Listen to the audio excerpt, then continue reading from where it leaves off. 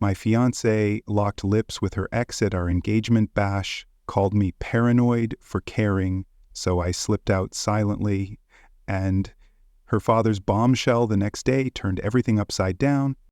My life didn't just unravel, it detonated in a blaze of betrayal and lies. The night I caught my fiancée Elise kissing her ex at our engagement party, her mocking dismissal lighting a fuse that would expose a conspiracy I never saw coming.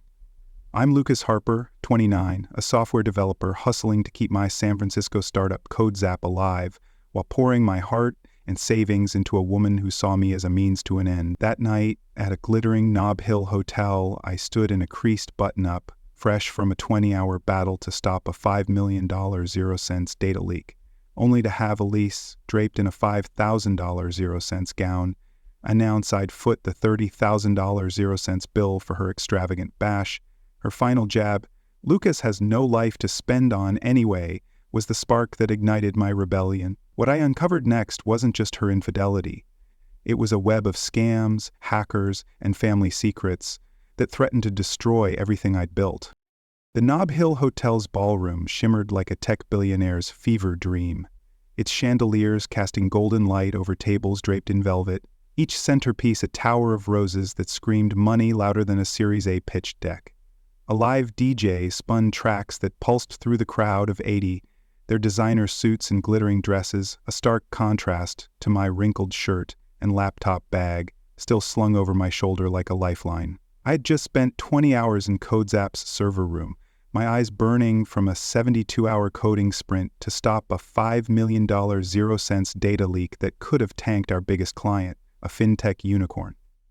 My hands still shook from the adrenaline, my mind racing with lines of code and the encrypted death threats I'd received from a dark web hacker group after blocking their $20 million 0-cents. I didn't belong here, not among these Silicon Valley elites sipping $400 0-cent champagne. But I'd promised Lila, Elise's niece, I'd show up. For her, I'd crawl through a server fire. For Elise, I was starting to see the truth. Elise spotted me the moment I stepped into the ballroom, her $5,000 0-cents gown catching the light as she glided over, her smile sharp enough to slice through my resolve. "Couldn't dress up for our big night, coder boy," she said, her voice loud enough to draw smirks from her nearby friends. Their Rolexes glinted as they sipped cocktails, their eyes scanning me like I was a bug in their perfect codebase. I ignored her, searching the room for Lila, the 10-year-old who'd stolen my heart with her love for robotics. She was near the dessert table, her curls bouncing as she laughed with friends, oblivious to the storm brewing between me and her aunt.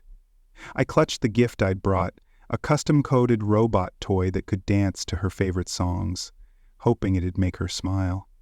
Elise's jab stung, but it was just another line in a script I'd heard too often. Growing up in a modest Oakland duplex, I was the kid who taught himself to code on a second-hand laptop, while Elise grew up in Pacific Heights, her life a parade of private schools and Paris vacations. Her parents, tech investors, who'd bankrolled half of Silicon Valley's unicorns, showered her with everything, art tutors, Teslas, yacht trips, while I hustled through community college building apps to pay tuition. At 20, I sold my first app for $50,000 0-cents, a budgeting tool that caught a startup's eye. Elise, meanwhile, was networking with Silicon Valley heirs at exclusive galas, her charm a currency her parents funded without question. When I won my startup's first pitch competition at 23, a grueling 48-hour hackathon that earned me a $100,000 0-cent seed grant, they were at Elise's art gallery opening, where she schmoozed influencers and sipped Prosecco. I still remember coming home with my award, only for Victoria, Elise's mom, to glance at it and say, "That's cute, Lucas," before asking if I'd wired money for Elise's charity retreat in Bali. That retreat, like all of Elise's ventures, was a mirage. By 25, I was juggling grad school for my master's in computer science and CodeZap, my AI-driven productivity startup, coding until dawn while Elise flitted through creative projects, a wellness blog, an NFT drop, a digital art collective that was just an Instagram filter. "We're a team," she'd say, her voice sweet but edged with expectation. Her mom's calls were a ritual, small talk about San Francisco fog, then a sob story about Elise's struggles. A crashed Porsche, an overdrawn account, a failed brand launch. Victoria's favorite line, "You're the grounded one, Lucas. Elise admires you. What kind of partner says no?" I fell for it every time, wiring thousands to keep her afloat, sacrificing my own dreams of scaling CodeZap. Over 5 years, I sank $200,000, 0 cents, into her chaos. Money for her Porsche lease, her Soma loft deposit, her adventures that never materialized. Her parents never asked if I could afford it. They just assumed I'd pay, like it was my job to bankroll Elise's lifestyle. My actual job was a war zone. At 29, I'm CEO of CodeZap, pitching to VCs for a $10 million 0 cent Series A round to build AI tools that streamline corporate workflows. It's 90-hour weeks, debugging code, dodging patent trolls, and securing servers against relentless cyber attacks. I've stopped Chinese hackers breaching our cloud, my glasses fogging in overheated server rooms, my eyes burning from 72-hour coding sprints. Last month, a dark web hacker group targeted our beta users with a $20 million 0 cents data heist. I blocked it, but not before they sent me encrypted death threats. Back off, Harper, or you're done. 2 weeks ago, at a VC pitch in Palo Alto, my laptop was swapped with a rigged clone, likely by a competitor's hired operative. I caught it in time, but the message was clear. My world was a battlefield, and I was fighting on every front. That night at the engagement party, the weight of it all crushed me. My startup, my savings, Elise's demands. I found Lila by the dessert table, her eyes lighting up when I handed her the robot toy. "Uncle Lucas, you coded this?" she asked, her voice full of wonder. I nodded, ruffling her hair, feeling a rare moment of peace. Then Elise swooped in, her perfume sharp enough to choke a server. "Cash would have been a real gift," she said, loud enough for her friends to hear. They laughed, their eyes flicking to me like I was a glitch in their perfect app. Her tech elite posse, crypto bros and influencer wannabes, crowded around, their designer gear screaming wealth. One asked what I did, and before I could answer, Elise cut in. "He's the app guy. Lives in servers, no life outside code. Probably still a loner." The room seemed to spin, their laughter drowning out the DJ's beats. Have a master's from UC Berkeley and a startup with $2 million, 0 cents in revenue, but to Elise, I was just the nerd who paid her bills. It got worse. As Elise held court, pitching her latest NFT scam to a gaggle of investors, one of her friends slipped a USB drive into my laptop bag. I didn't notice until later, but my gut screamed danger. Spyware, probably, meant to cripple CodeZap's servers. Her friends were the type who'd tank a startup for a quick stock bump, and I'd seen their kind before, smooth talkers who'd plant malware to steal a competitor's edge. I clenched my fists, forcing myself to stay calm, but Elise wasn't done. She grabbed my arm, her smile all teeth, and announced to the room, "No worries about tonight, everyone. Lucas is covering the $30,000 0 cents bill, right, babe?" She winked, adding, "He's got no life to spend on anyway." The words hit like a brute force attack, cracking something deep inside me. The room froze, her friends' awkward chuckles fading into the hum of the crowd. This wasn't just about money. It was about a lifetime of being her wallet, her punching bag, her shadow. I didn't yell, I didn't make a scene, I just turned and walked out, my boots echoing on the marble floor, leaving Elise mid-sentence about her blockchain revolution. In my beat-up Jeep, the San Francisco fog curling around me, I pulled out my phone and opened my banking app. With one tap, I canceled the Visa card Elise used for Coachella tickets and designer bags.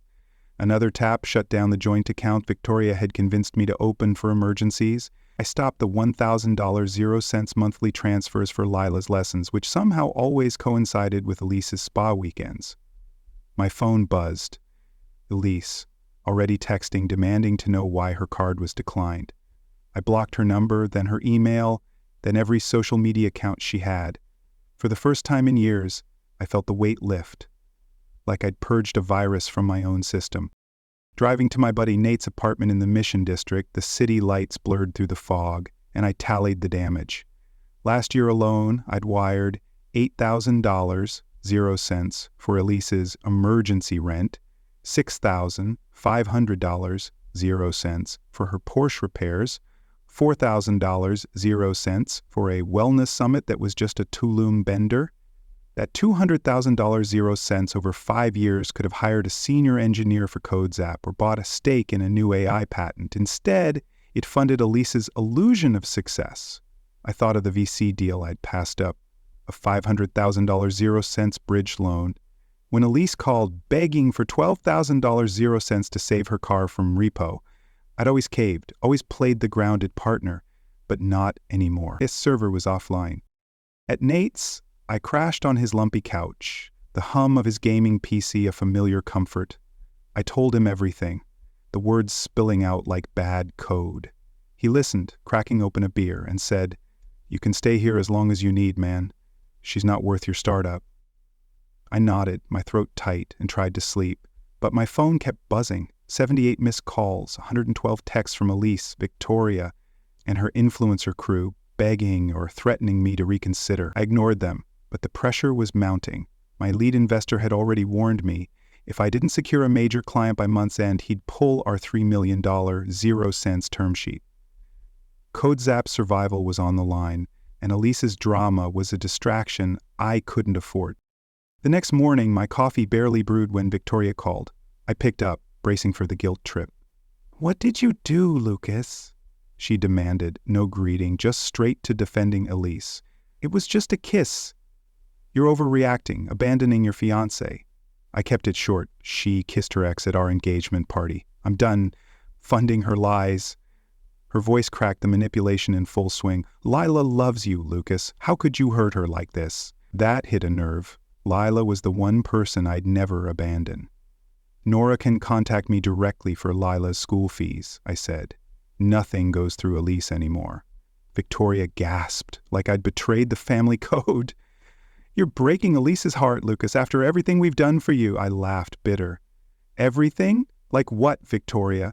The lectures on hustling harder while Elise got a Porsche?"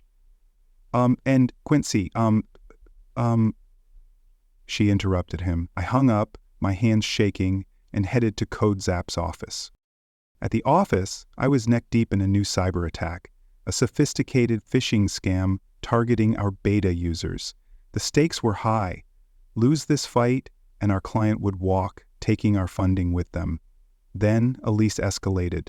She showed up at CodeZap's office at noon, banging on the glass doors, yelling about betrayal, while my team stared. "You think you can just cut me off, Lucas?" she screamed, her mascara streaking. My investors, in for a demo, overheard every word. My COO, Sarah, pulled me aside, her face tight. "Handle this, Lucas, or they'll think you're unstable." I nodded, my stomach churning, and blocked another 31 numbers Elise used to bombard me with texts. Her friends flooded my ex account with DMs. "Talk to Elise, man, she's a mess." I ignored them. But the pressure was crushing. Then a tech blog dropped a hit piece, claiming I'd mismanaged CodeZap's funds, tanking our valuation overnight. I spent hours drafting rebuttals, my heart pounding as I fought to save my reputation. The real blow came from Nora, Lila's mom, her voice shaky over the phone. "Did you cut Lila's school fees?" I explained I'd only redirected payments to her directly, bypassing Elise. There was a long pause, then a bitter laugh. "She told me you abandoned Lila completely." That was the first crack in Elise's facade. Nora revealed she'd caught Elise editing bank statements the night of the party, panicking about the bill.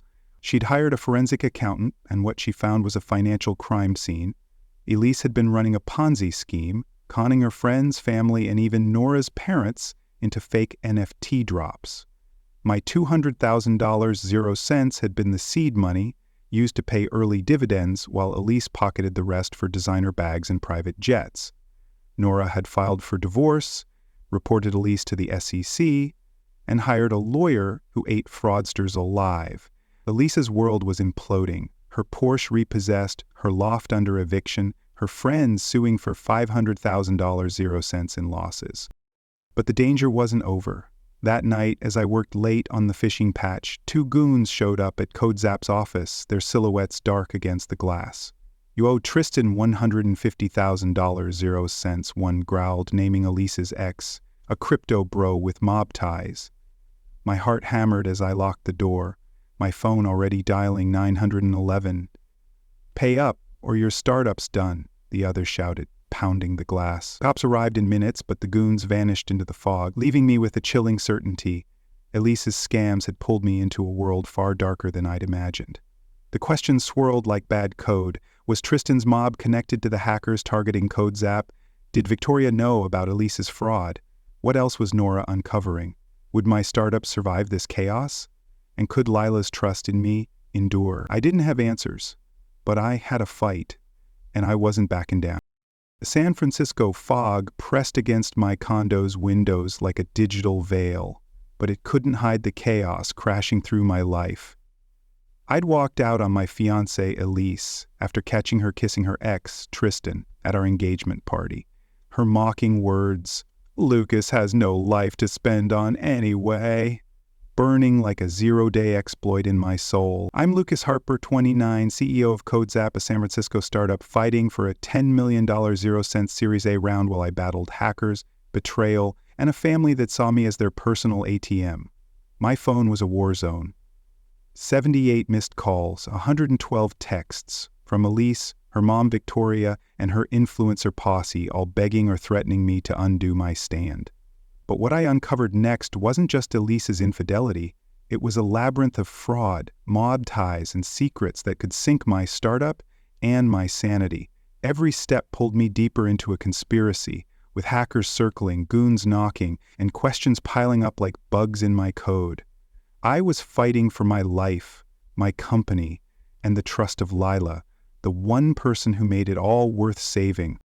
I sat at my desk, the city's neon glow filtering through the fog, my laptop screen casting harsh light across my condo. A half-empty coffee mug sat beside me, its contents cold from hours of neglect. CodeZap was under siege. A new phishing attack had hit our beta users, and our lead investor had warned that if I didn't secure a major client by month's end, he'd yank our $3 million 0 cents term sheet. The pressure was a steel trap around my chest, but Elise's betrayal was a virus I couldn't patch. I'd canceled her emergency Visa card, shut down our joint account, and stopped the $1,000 0 cents monthly transfers for Lila's lessons that always seemed to fund Elise's spa weekends. My phone buzzed relentlessly. Victoria's voicemail, her voice sharp. "It was just a kiss, Lucas. You're overreacting, abandoning Elise." I deleted it, my jaw clenched, and dove into the phishing patch, lines of code blurring as my eyes burned. But the world wouldn't let me focus. At 3 a.m., a drone buzzed outside my condo window, its red camera light flashing like a warning. My heart slammed against my ribs. Likely sent by the dark web hackers I'd pissed off after blocking their $20 million 0 cents data heist. I yanked the curtains shut, my pulse racing, and checked my security feeds, but the drone was gone, leaving only the hum of the city and my paranoia. Sleep was a lost cause. Every shadow felt like a threat, every noise a prelude to disaster. By morning, the chaos escalated. Elise called from a burner phone, her voice a mix of rage and desperation. "You left me with a $30,000 0 cents bill, Lucas. I had to pawn my Porsche keys." I leaned against my kitchen counter, the espresso machine hissing. "Not my problem. Get a job." Her laugh was venomous. "You're jealous because I live while you're chained to a keyboard. You'll pay for this." I fired back, "I'm going to a Vegas tech summit. First break in years. Enjoy retail." I hung up, booked the trip, and tried to focus on the phishing patch, but my CTO Rachel dropped a bomb. She quit mid-crisis, citing personal reasons, leaving me to lead a critical product demo alone. The demo was in 3 days, and our investors were already jittery after a rival startup, TechVibe, leaked fake screenshots of CodeZap's code, accusing me of theft. The lie threatened to derail our VC pitch, and I spent hours drafting denials, my stomach churning as I fought to save my company's future. Elise didn't stop. She showed up at CodeZap's office at noon, banging on the glass doors, her designer heels clicking furiously. "You think you can just cut me off, Lucas?" she screamed, her eyes wild. My team stared, and two investors in for a meeting overheard every word. Their faces tightened, questioning my leadership without saying a word. My COO, Sarah, pulled me aside, her voice low. "Fix this, Lucas, or they'll pull the plug." I nodded, my throat tight, and blocked another 31 numbers Elise used to flood my phone with texts. Her influencer friends swarmed my ex account with DMs, "Talk to Elise, man, she's falling apart." I ignored them, but the pressure was relentless. Then a tech blog, TechBit, dropped a hit piece, claiming I'd mismanaged CodeZap's funds, tanking our valuation by 20% overnight. I traced the article to a PR firm tied to TechVibe, but proving it would take time, I didn't have. The real gut punch came from Nora, Lila's mom, her voice trembling over the phone. "Did you cut Lila's school fees?" I explained I'd only redirected payments to her directly, bypassing Elise. There was a long pause, then a bitter laugh. "She told me you abandoned Lila completely." That was the crack that shattered Elise's facade.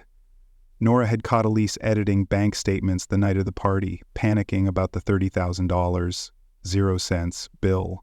She had hired a forensic accountant, and the findings were a digital crime scene. Elise had been running a Ponzi scheme, conning our friends, family, and Nora's parents into fake NFT drops. My $200,000, 0 cents, had been the seed money, used to pay fake dividends while Elise blew the rest on private jets and Birkin bags. Nora had filed for divorce, reported Elise to the SEC, and hired a lawyer who specialized in financial fraud. Elise's world was collapsing, her Porsche repossessed, her Soma loft under eviction, her friends suing for $500,000, 0 cents, in vanished funds. But the danger was far from over. That night, as I worked late on the fishing patch, two goons showed up at CodeZap's office, their silhouettes menacing against the glass. "You owe Tristan $150,000, 0 cents, one growled, naming Elise Cash, a crypto bro with rumored mob ties. My heart pounded as I locked the door. My phone already dialing 911. "Pay up or your startup's ashes," the other shouted, smashing a fist against the glass. The cops arrived in minutes, but the goons vanished into the fog, leaving me with a sinking feeling. Elise's scams had dragged me into a world of organized crime. I spent the night fortifying CodeZap's servers, my mind racing. Were the hackers targeting us, linked to Tristan's mob? Had they planted the USB drive at the party? The next morning, the SEC called, their tone cold. "Mr. Harper, we need to discuss your involvement in Elise's accounts." My name was on some of her shell companies, accounts I'd co-signed years ago, thinking I was helping with emergencies. They suspected I was an accomplice, threatening to freeze CodeZap's accounts, which would kill our Series A round. I spent 8 hours in a stark conference room, handing over bank records, emails, and server logs, my chest tight as I proved I was a victim, not a co-conspirator. My security clearance, the backbone of our government contracts, hung by a thread. Had Elise set me up? Did Victoria know about her fraud? The questions gnawed at me, each one a potential exploit in my life's code. At midnight, my condo door rattled with frantic pounding. I grabbed a baseball bat, my pulse spiking, and checked the security camera. It was Elise, disheveled, her designer dress torn, clutching a wine bottle. "You destroyed my life, Lucas," she screamed, swinging the bottle when I cracked the door. I dodged, my kickboxing training outmatching her drunken stumble. She fell into the street, still yelling, "You're dead, Lucas, you hear me?" My security camera caught every second, her threats echoing through the quiet night. My neighbor, Mr. Alvarez, called the cops, and they arrested Elise for assault and public disturbance, cuffing her as she screamed about revenge. She was booked overnight, her voice fading as the squad car pulled away. Victoria called at dawn, her voice a mix of sobs and fury. "You're ruining us, Lucas. How could you do this to Elise?" Her husband, Richard, got on, his tone icy. "Drop the charges for the family's sake." I laughed, the sound raw in my throat. Elise tried to attack me. "I'm done with your family." I hung up, filed a restraining order, and blocked their numbers. They showed up at CodeZap's office later, Victoria crying, Richard red-faced until Sarah threatened to call security. Back at my condo, they left a letter about healing together. I shredded it, the pieces falling like the lies they'd built their empire on. The pressure didn't let up. TechVibe's fake screenshots spread, clients whispering about my ethics. I spent every spare moment rebuilding trust, drafting emails, and meeting with VCs, all while racing to finish the phishing patch. The client deadline loomed, and failure would bankrupt CodeZap. Then Nora called again, her voice urgent. Elise violated my restraining order, showing up at Lila's school, begging to see her. The cops had arrested her again, and she was now facing jail time. But Nora's next words froze me. The accountant found offshore accounts tied to Russian IPs.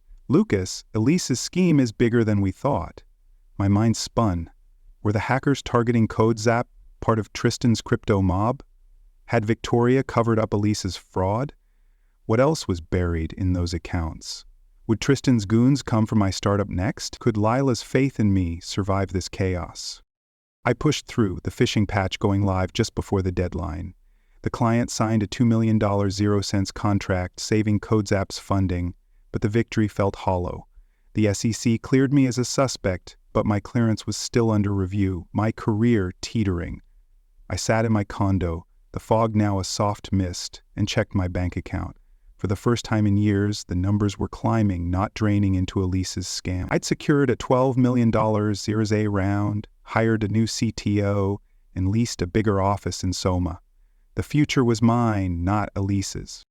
The next weekend, I drove to Nora's house in Marin, a cozy bungalow with a view of the bay. Lila ran out, her eyes bright, clutching the robot toy I'd built. "Uncle Lucas, can we code it to sing?" she asked, her smile cutting through the storm. We spent the afternoon in their backyard, tweaking code, her laughter a reminder of what mattered. Nora watched from the deck, her expression warm but wary. "Leela talks about you constantly," she said. "No money, just time, that's what she needs." I nodded, my throat tight. This was family, not the one I'd almost married into, but the one I chose. Elise was working retail now, living in a shared flat, still spinning tales of being a visionary, betrayed by me. But I felt no guilt, only freedom. I hadn't broken her. I'd stopped running her scam. The questions lingered, though, like errors in my code. Were the hackers tied to Tristan's mob? Did Victoria know more than she admitted? What secrets were still hidden in Elise's accounts?